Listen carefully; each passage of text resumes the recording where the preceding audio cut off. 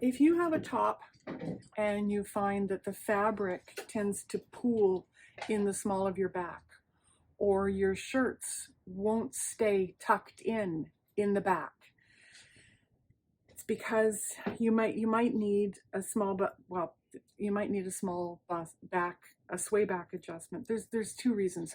It's either pooling in the small of your back because it's not quite wide enough at the hips and it's moving up to try, because the hip measurement isn't quite right for you, or it's because your back, you know, like you've got your shoulders. This is how great I can draw. And you come down the back, and most people, you know, have got maybe that much sway from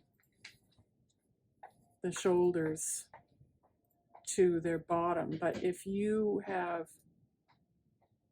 more of an indentation here, you're going to end up with all of this excess fabric that's going to pool, and it's going to pull up, and it's not going to stay tucked into your pants, and all of these kinds of things. So you can do a swayback adjustment that, just like the full bust adjustment is adding volume where you need it, this one is going to be taking away volume where you need it. And remember, we're dealing with a two-dimensional piece of fabric that we're going to wrap around a three-dimensional figure. So we need to do these things. Very simple to do it. You draw a line at right angles to the grain line at your waistline,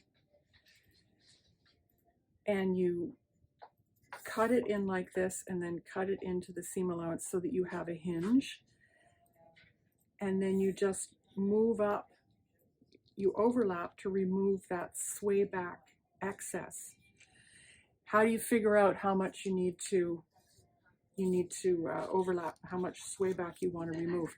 Well, basically just either tissue fit or hold a garment, you know, put a garment on and sort of just pinch out and see how much fabric you need to pinch out to make it fit your back, you know, comfortably. And then, you know, take a look at that pinch, divide it in half. That's how much you need to overlap. Let's say we're going to overlap that by about an inch, like that.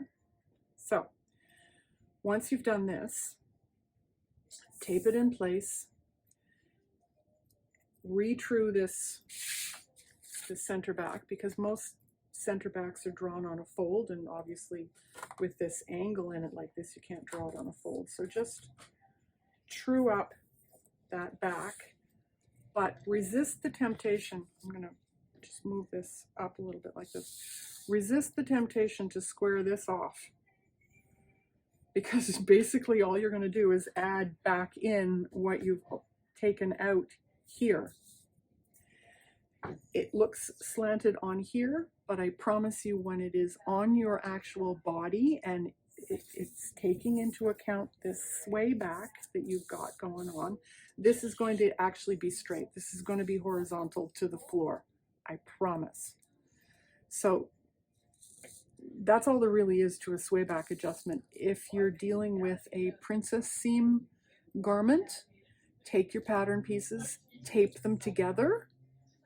Take all the princess seam pieces, tape them together, do this sway back adjustment, and then take them apart again. That's all there is to it.